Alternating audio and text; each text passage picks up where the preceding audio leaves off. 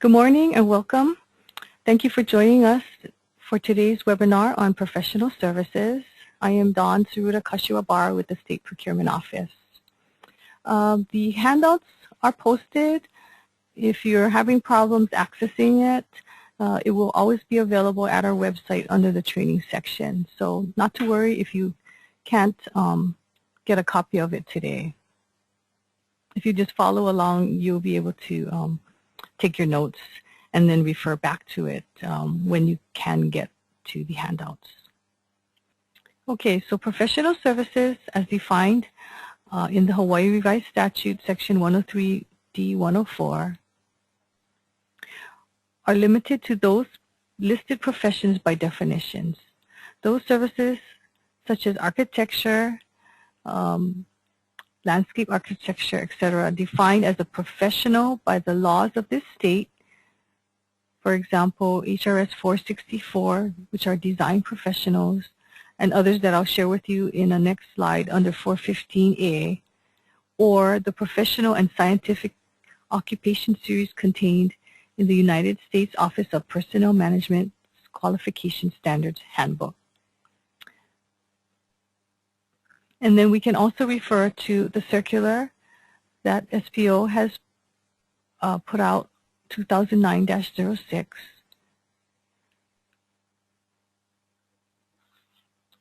for the list of professions.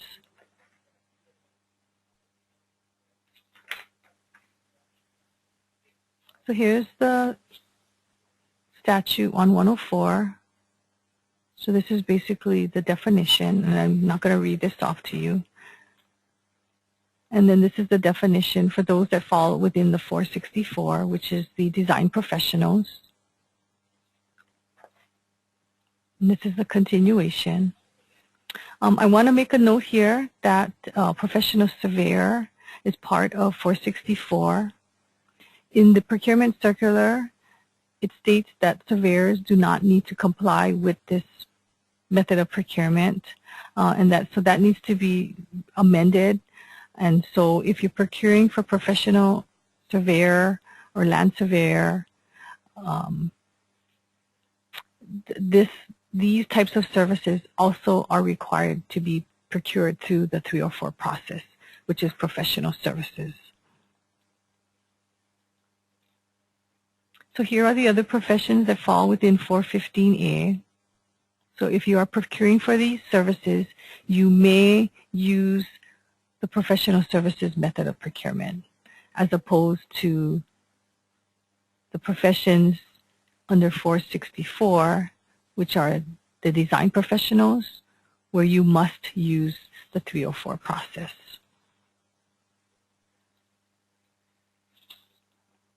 So here's a snapshot of the professional services listed in the United States Office of Personnel Management Qualification Standards Handbook.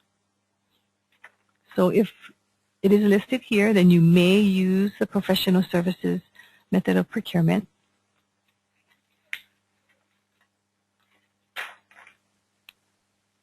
And here is the address to go to link to this Personnel Management Standards Handbook.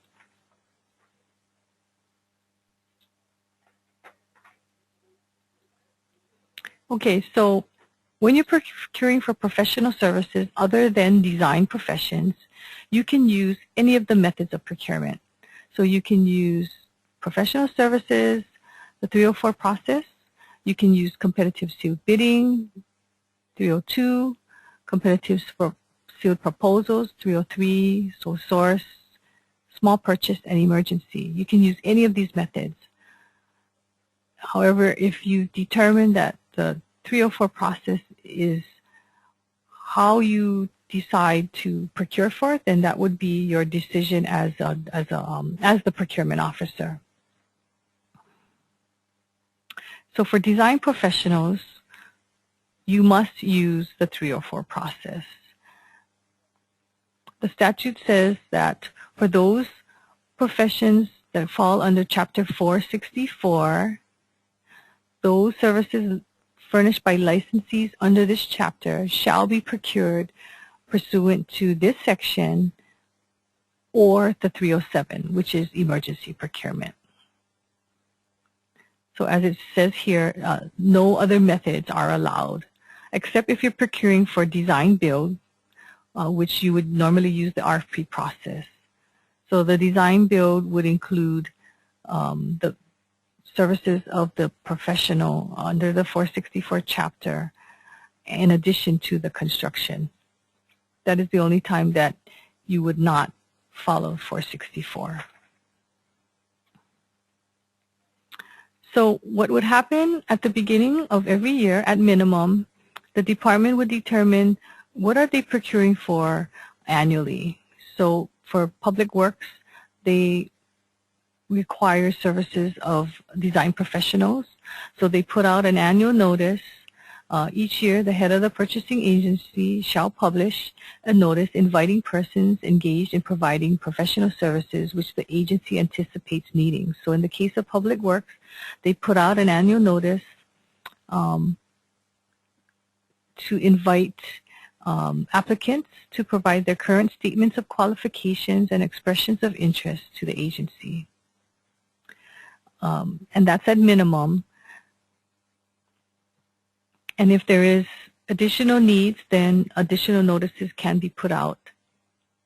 Or if there is no response or not an inadequate response, then another notice can be put out. But at minimum, an annual notice would be posted on the notices site, on a notices site.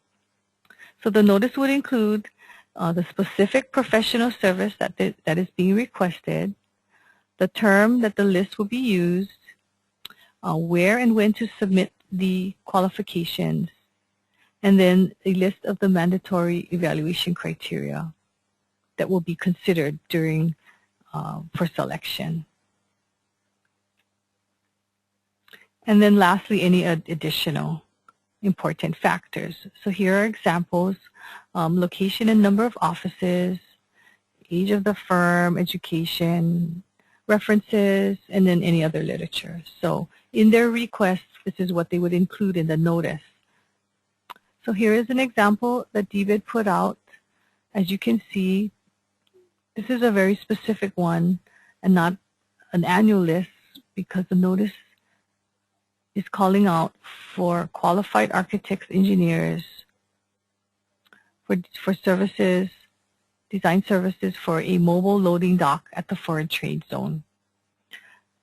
So they list their scope here, and they include where to submit it. But as you can see, very specific to the profession of architects, engineers. This example is one of an annual notice. This is put out by the DoD, and it lists the particular professional services, and it talks about requiring these services for their fiscal year CIP projects. So they include here a list of what's required for them to be submitted and where to submit it.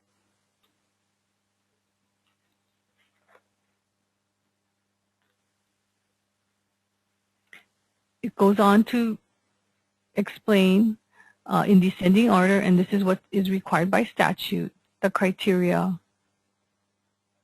So at this point, they just describe any other criteria as determined, because this is an annual list.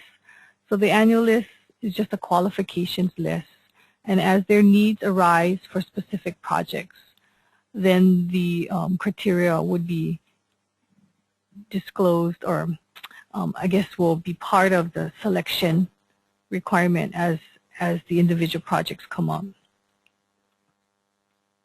So for example, if they were doing a project specific to a location, then the criteria would also include familiarity with the area, perhaps maybe on Maui County, for example.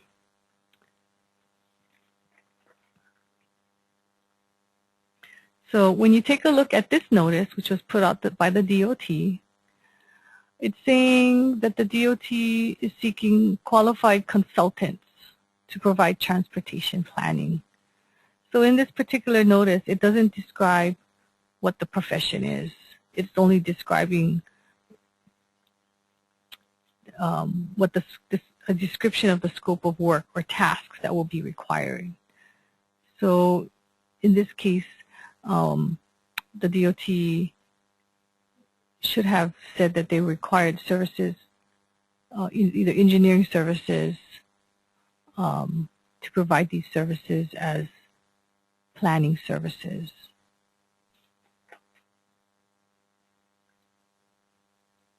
And then in this next example, again by the DOT, they're asking for qualified construction management firms. But again, they're not describing what the profession is, but they're only describing what the professional would be performing as far as construction management services, as there is no profession as construction manager or construction administrator.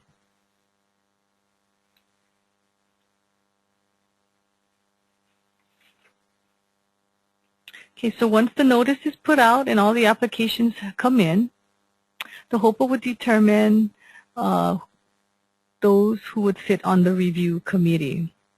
So the review committee would consist of a minimum of 3 persons with sufficient education, training, and licenses or credentials for each type of professional service which may be required. In designating the members of the review committee, the HOPA shall ensure impartiality and independence of each committee member. So each committee member would need to sign an attestation, which is the SPO Form 24 or similar, to ensure that they will be reviewing with the understanding that they will not disclose any of the information, that it will be done impartially and independently, and that their names will become public once award is made. So here's a snapshot of what the attestation form looks like. It's available on our website. And as you can see, the 3 bullets: I have no personal business or any other relationship that will influence my decision. I agree not to disclose, and that my name will become public. And that they will sign their name at the bottom of this attestation, and this goes into the contract file.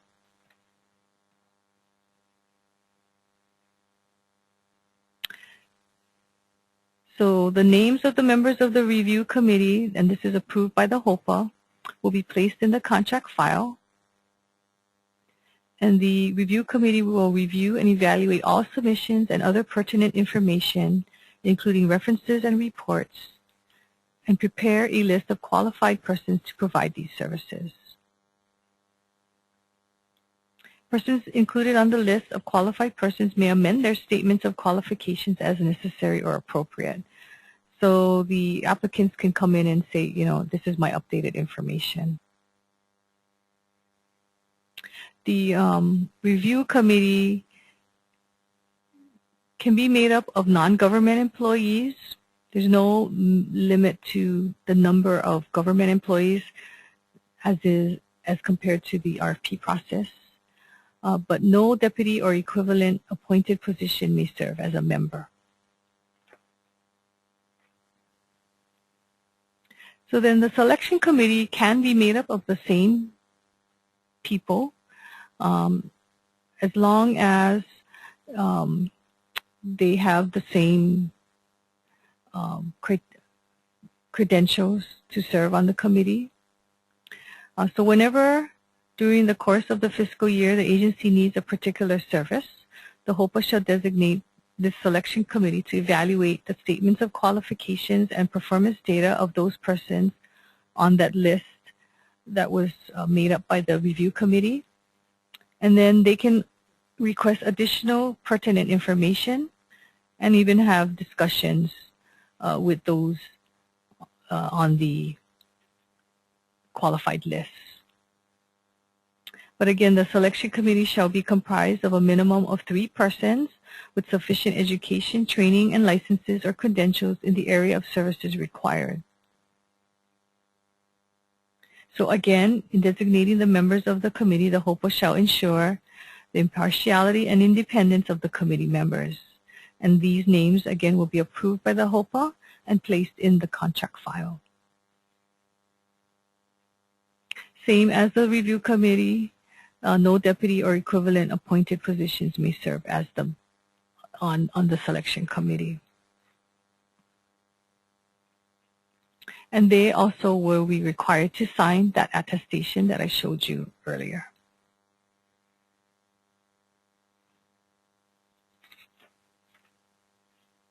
So the selection committee will prepare the criteria to evaluate the submissions, but in descending order, per the statute,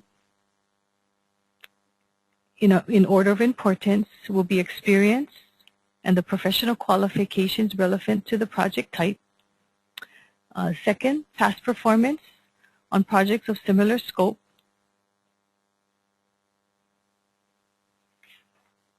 And then third, the capacity to accomplish the work in the required time.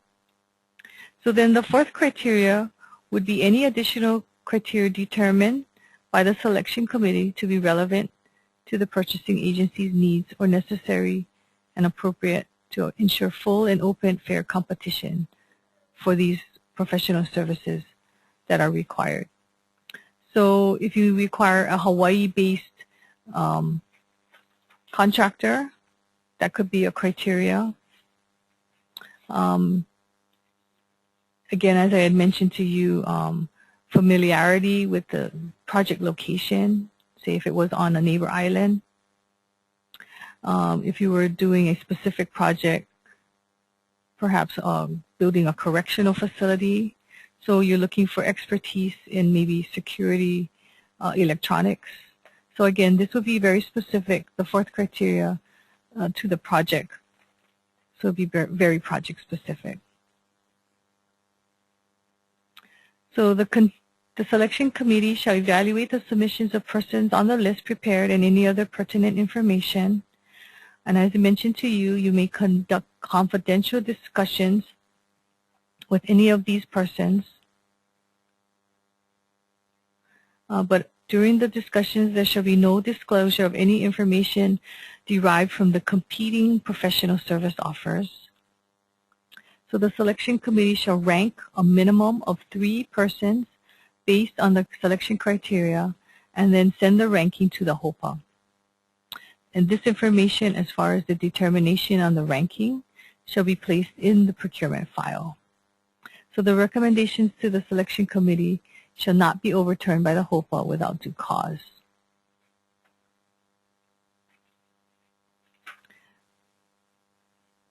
So then the HOPA shall negotiate, or he may determine to delegate this responsibility to a designee to conduct the negotiations with the first ranked person. And so the negotiations would include rate of compensation, which would be fair and reasonable, the scope of work, and the nature of the services to be rendered. And if a satisfactory contract cannot be negotiated with the first ranked, then the negotiations will continue with the second ranked.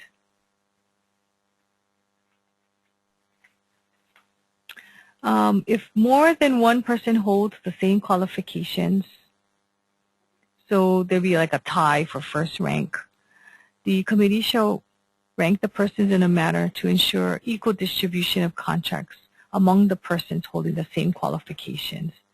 So that would be the determination by the department as to how they would equally distribute the work amongst same or similar ranked persons.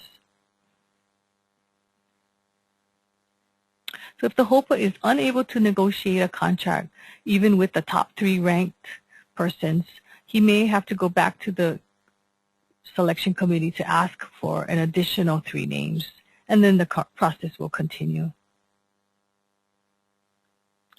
So once it's been determined and the negotiations are complete, the notice of award shall be posted on and it says here SPO website, but other jurisdictions may have their own place of awarding, posting the award, but it has to be posted within 7 calendar days of the award. So for executive departments, it'll be posted on the SPO award site. For other jurisdictions, you may have other locations where this is posted. But for contracts awarded for $5,000 or more, it shall be posted within 7 days of the contract award. And the notice should include the names of the persons submitted by selection committee, the name or person, the organization receiving the award, the dollar amount, the name of the HOPA, and then any relationship of the principals to the official making the award. So if you receive less than or no names to submit to the HOPA, here are the recommendations. Is to either put out another notice or maybe consider another method of procurement, except for design services. Obviously, I mentioned that you have to use the 304 process for design services. Or lastly, cancel the procurement and decide otherwise as to how you will receive these services. The use of the alternative procurement for professional services is currently in litigation. The latest update I got was that it was heard in the Supreme Court. So there is no alternative procurement for this particular method of procurement. So if you receive less than 3 names or no names for which the HOPA can conduct negotiations, then you're going to have to do one of these steps in order to fulfill the procurement process for professional services. So here are options, except again for design professionals. If the dollar purchase falls within the small purchase threshold, so less than $100,000, contracts for professional services may be negotiated by the HOPA with at least 2 persons on the list of qualified persons established by the review committee. So the negotiations will be conducted in the same manner that I explained to you with the minimum 3 names, starting negotiations with the first ranked and then with the second, based on the selection criteria of the minimum 3 names. So the other option would be to follow small purchase procedures. In other words, get 3 quotes, however, not for design services. So you really have 3 options. Say you're procuring for, I'm trying to think of an example. Say you're procuring for for services of a doctor. So because it's not design, you can choose one of the methods. And because your total dollar amount is less than $100,000 in a 12-month period, you can either, the HOPA can either negotiate with any 2 persons on the list, or you can follow small purchase and get 3 quotes. So you have various options with the various methods of procurement, except for design professions, in which you have to follow the 304 process. So as I mentioned to you, awards for $5,000 or more have to be posted on a website within 7 days. For executive departments, and for those actually using the notices site, because I know other jurisdictions are using our award site, you would go to that hawaii.gov/SPOPSA. You would need a login in order to post the award.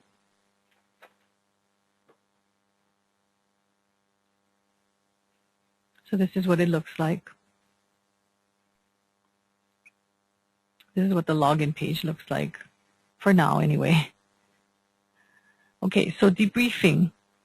So for those persons that submitted a qualification may request a debriefing. So what they need to do is request to the CPO or designee within 3 working days a request for the debriefing. And then the HOPA should provide the debriefing within 7 days of that request.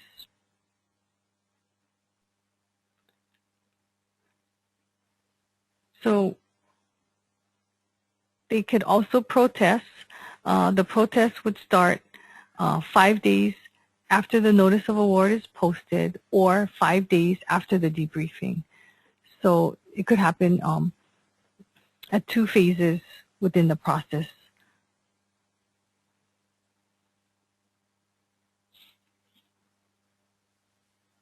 So what the debriefing allows the non-selected offerer is to understand the basis for non-selection.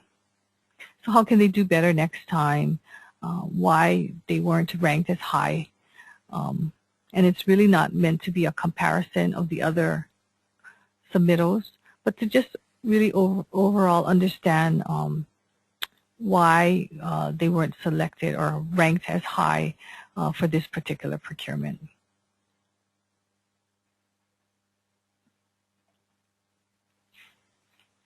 So you can share with them a summary of the short score sheets. I wouldn't show them the individual score sheets, but just a summary. And then, of course, you would not be disclosing any information that is confidential. So all of this should go into your procurement file.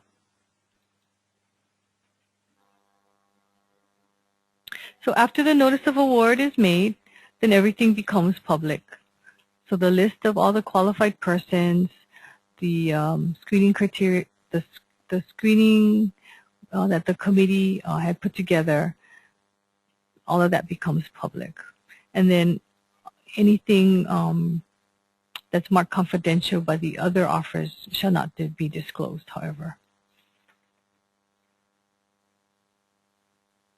And then if there is a contract amendment that is required under the 304 process or professional services, it will require HOPA approval when the increase is $25,000 or 10% more of the initial contract price. So we provide for you some references.